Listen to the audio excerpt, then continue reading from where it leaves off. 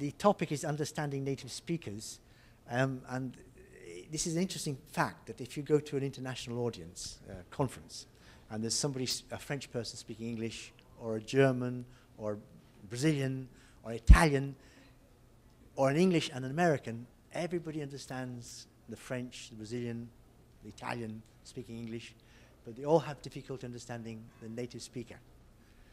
Some people have more difficulty, maybe Spanish, maybe Japanese might have a bit more problems, but generally speaking, the native speaker is the most difficult to understand.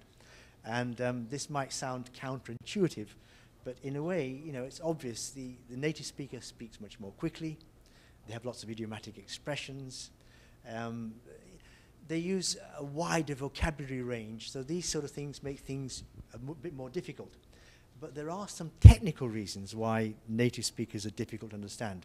And what I'm going to do in the next 30 minutes is go through some of these cases that make English difficult and to give you a sort of key to unlock that case. Now, I'll give you an example of what I'm talking about. I'm going to say something very, very quickly. Have you got a pen? You might want to write this down. Just a few more people coming. Hi. Yeah, and you've got a piece, no, for you, this is for you. And you need a piece of paper. Yeah, take your seat. I'm going to say something very quickly, and I want you to write down what you hear. Now, if you don't hear everything, if I say bus stop, and all you hear is bus stop, write bus stop, and then draw a line for the bit you don't hear, okay? Okay. This is sentence number 1. Are you ready? I'm afraid I can't eat eggs.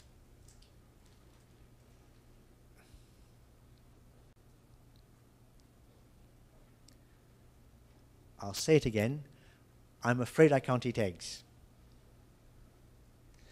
Now, have a look at your neighbor and see if you have the same sentence. Do you want to come sit next to somebody because you want to compare? Yeah, have a look and see if you have the same sentence.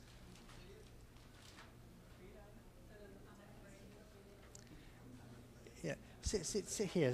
You need somebody next to you. Okay, let's have a look. Look. Yeah. I guess that everybody had no problems at the beginning, but everybody had some problems with the end. So what was wrong? Why was it so difficult? What's the problem? And why do I know that everybody had problems at the end? It's because I've taught all over the world, and I know that unless you are even if you are proficiency, you'll have problems when I say that sentence quickly.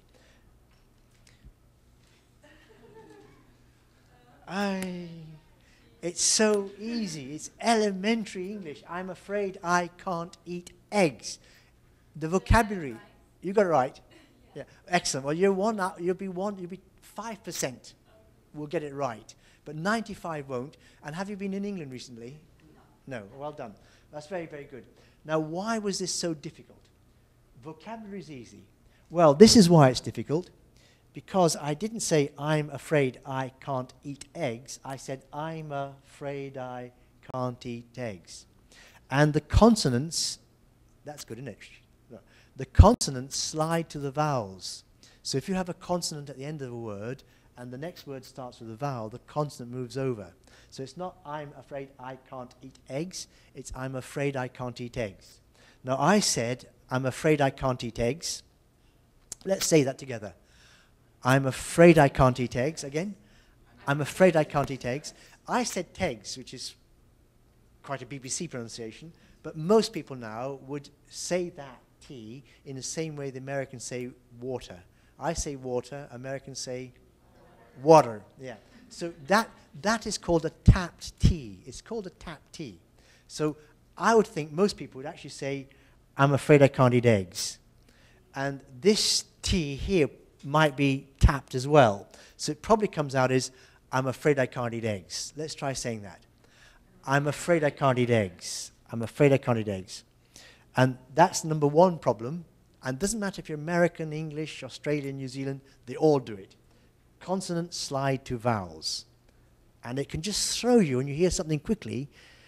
This sentence, when I first started teaching, 40 years ago, nearly, One of my first clients was a guy called Tomás Pascual. And if you go to Spain and you buy eggs or butter or yogurt or milk, it's always leite Pascual, Pascual leche. And this was the Pascual, Tomás Pascual. And his wife said to me before he started the course, he was staying in England, he's got high blood pressure, high cholesterol, he mustn't have any fat or alcohol. Okay, I found this very interesting, because there's this man who has a salary 100 times bigger than me, but he can't eat or drink anything. I have a fraction of his salary, but I can eat and drink 10 times more than him. I felt quite rich. But anyway, I took him to a restaurant, and the girl brought in eggs with mayonnaise on top. I said, "Oh, I'm sorry. I'm afraid he can't eat eggs." And Tomás Pascual said, "Tegs, tegs, qui es tegs?" And I said, "No, I didn't say tegs. Si, tegs. No. Oh, eggs. Ah," and I realized exactly how I sounded. Hi, folks. We're just talking about a problem with a native speaker. The consonant slides to vowel. So we don't say, "I'm afraid I can't eat eggs." We say, "I'm afraid I can't eat eggs." And the T might be tapped, which becomes degs, can't eat eggs, like the American water. So I'm afraid I can't eat eggs. Together? I'm afraid I can't eat eggs. Right, let's try another sentence. This is a similar sort of thing. Write this down. Could you read it over for me? Could you read it over for me?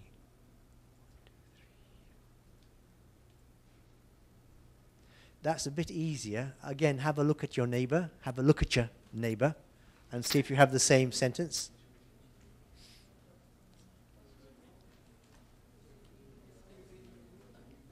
Yeah, so that was easy, yeah? Now we said that the consonant moves over to vowel. So, what happens here? Read it. Read it over. And again, this T might become tapped. So it comes out, read it over. Read it over. Together? Read it over. Yeah. And could you read it over for me? Now, here, the D comes to the vowel here, so it becomes, could you read it over? Could you read it over? Hi, everybody. For those who just come late, if you don't get the beginning, you might not understand what we're doing. We're talking about how consonants slide to vowels. So when an English or American person says, "I'm afraid I can't eat eggs," it comes out as, "I'm afraid I can't eat eggs." And the T is tapped. "I'm afraid I can't eat eggs." So one more time together. "I'm afraid I can't eat eggs." And next sentence, "Could you read it over for me?" Nobody's going to say it like that. They're going to say, "Could you read it over for me?" And the D goes like that. "Could you read it over?" Yes, and that T is almost certainly going to be tapped. So it comes out as "read it over." So you can imagine my poor friend Tomás Pascual. Dover? Yes, Dover. No, read it over. Could you read it over for me? There's one more thing here. I didn't stress the for. Now my Arabic students would say, "Can you read it for me?" No. Because we're not stressing for, it becomes very weak. So it becomes fa. Could you read it over for me? Could you read it over for me? Together? Could you read it over for me? Right.